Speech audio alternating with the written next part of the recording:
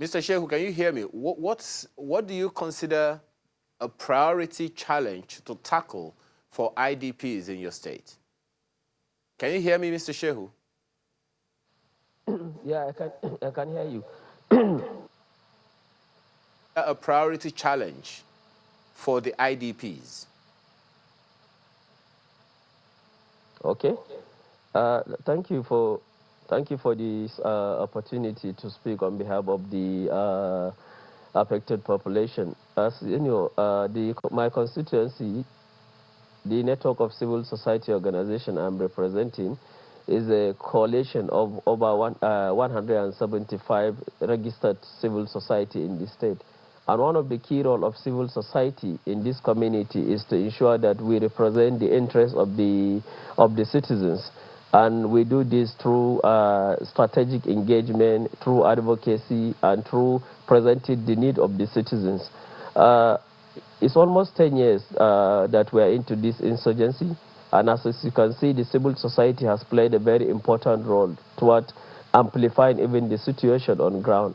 Because at the beginning of the insurgency, even the then government did not recognize that there are issues on ground. But as a result of the various advocacy and engagement, the international community were made to realize that there are issues that require their attention, and then the federal government have to like come into and accept that there are emergency, and then it invited the international community to come on board and then start supporting the process.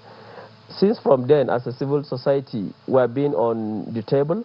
We're working closely with the United Nations, with the federal government, with the state government. And our mission is to ensure that we bring the voice of the citizens, especially the affected community, into the table. We are part of the process where funds were raised in order to provide support to the situation on ground. We are at the Oslo One Humanitarian Conference for Lake Chad. We are at the Oslo Two Humanitarian Conference at Berlin. We are also at the various international fora where we bring the issues on the table.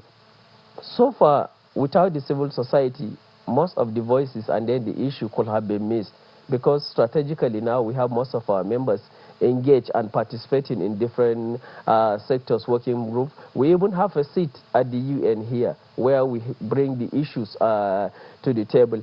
Coming back to your question, you asked the question, what are the challenges facing the civil society? As you know, a civil society is a voluntary effort by the citizen to bring the issue to the table.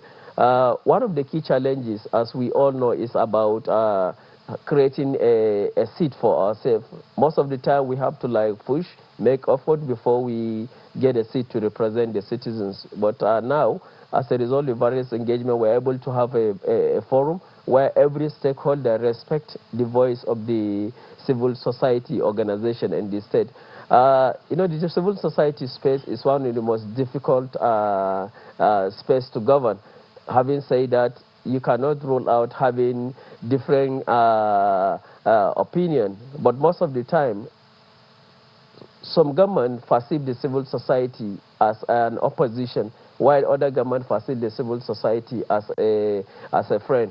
For us now here, we're able to like have the trust and then understanding of the various stakeholders, including the government, because some things, especially when we issue out a communique or a statement that represent the interests of the people, other people will perceive it as an opposition. But some critical stakeholders have come to understand the role we play, and some of those things we amplify is really supported.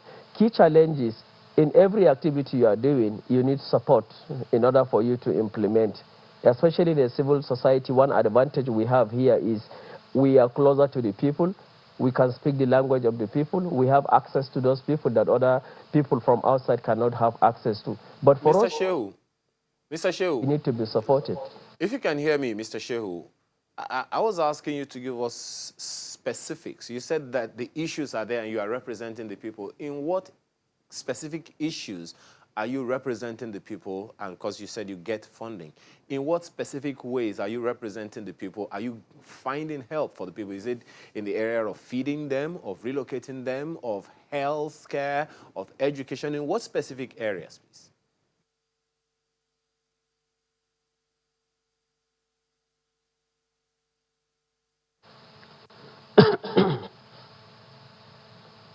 I'm not getting you. I think I am trying to the Okay, I said, challenges facing the civil society here.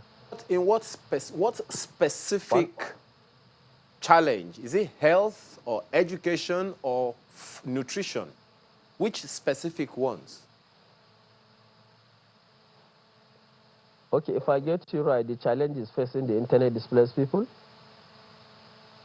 Specific challenge are you tackling?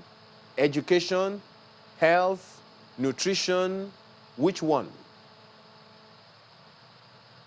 Hello, I did not get that. Can you come back again?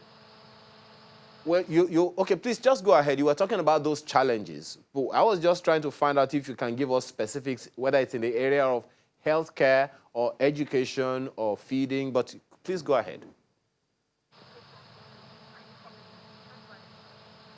Okay. The challenges, as I am emphasizing here, is the civil society need to be supported before they can be able to deliver effectively. As you can see, majority of us here on the ground are supporting the humanitarian activities, some of them with their personal resources, some of them through their personal contact. So what I'm trying to point out here, the specific challenges is we need the civil society to be well funded, just like other international organizations and then the UN agencies. Because we are part and process of most of those fundraising activities. So what we are saying here is, even at this stage, we are helping our communities. If we could have been supported, we could even do it better. Some of us are partnering with the UN agencies, INGOs, and then the federal government to provide the support. But a strategic support, strategic process whereby a fund will be allocated to especially the community-based civil society organization, it will go a long way to ensure that we solve the problem on the ground. One of the key issues, challenges here is the inability of people to distinguish between the Nigerian NGO and then the local civil society organization. Mr. Here you have a group of people.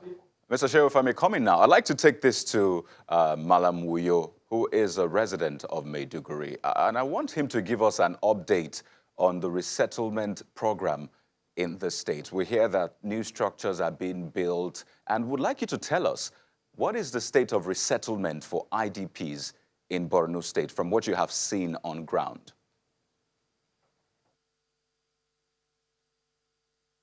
For having that opportunity.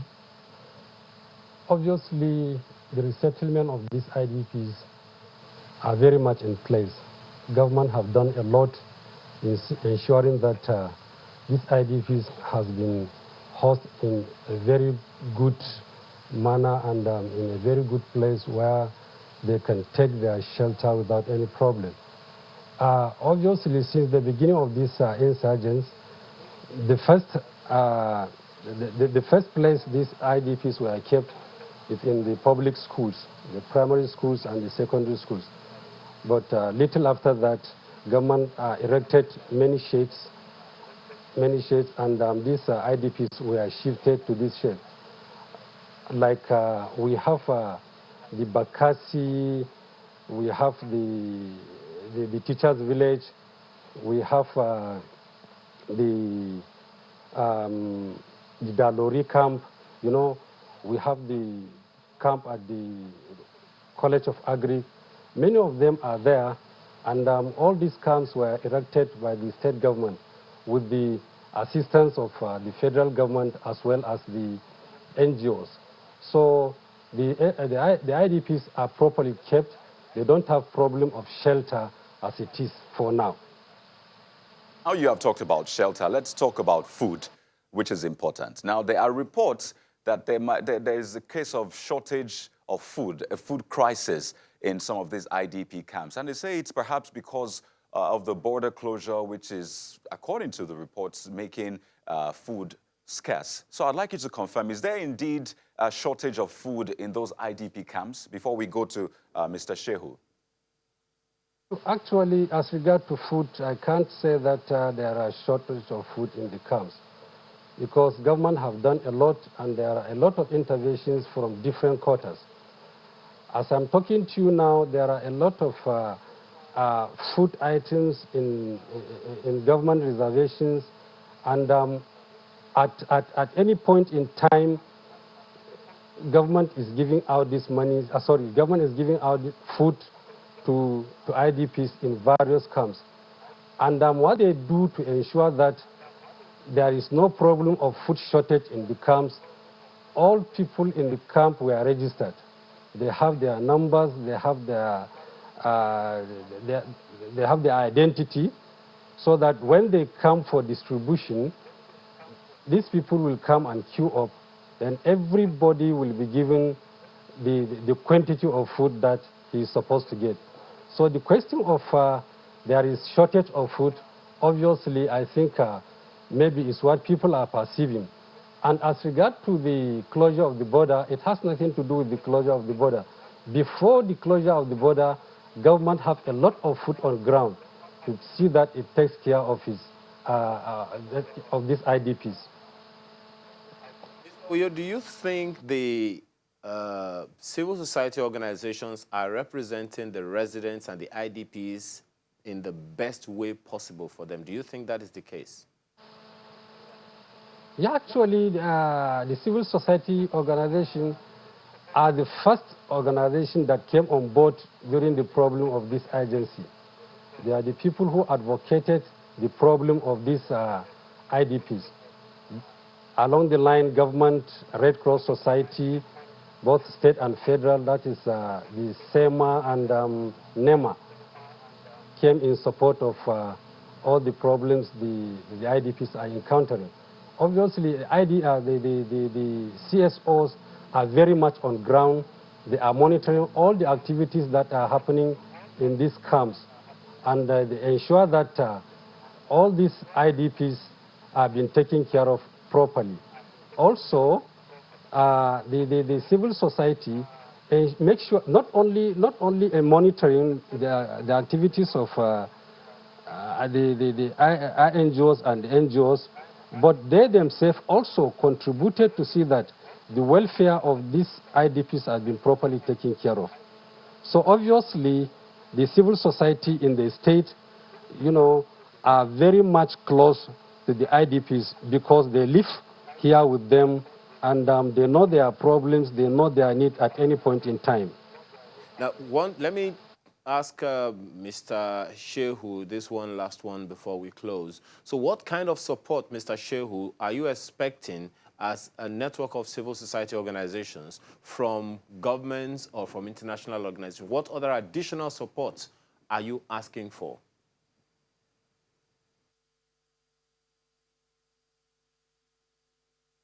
In terms of capacity building, we found ourselves in this situation unprepared, and majority of us are development oriented, where we come across this humanitarian problem, and now it means we need capacity building in terms of how we can be able to effectively achieve our goals. Like for my call to the UN and then international organization here, we work very close with them. As I said, we have a seat and then we sit with them, but we actually need a framework where a fund will be allocated to the civil society where we can directly access the fund so that we can provide support, especially in effect of an emergency, so that we can save lives. Well, I want to thank you very much, Ahmed Shehu of the Network of Civil Society Organizations in Borno State, as well as a Maiduguri resident, Malam Abdullah Wuyo. Thank you so much, gentlemen, for being a part of our conversation.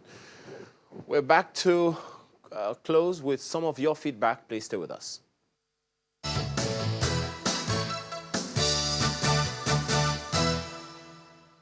All right, just before we close, here are some messages. Cody. Well, let's begin with this one from Emeka Wachuku on Twitter, and this is what he says. Congrats to Jerry, the innovator. Young Nigerians should be motivated by his achievements. And you see what he ends that quote with. Okay, right. We'll go to the next one. This one is from Spartan. Says, today, I love your work. May God give you more wisdom and opportunity for growth. That's another one there from Spartan.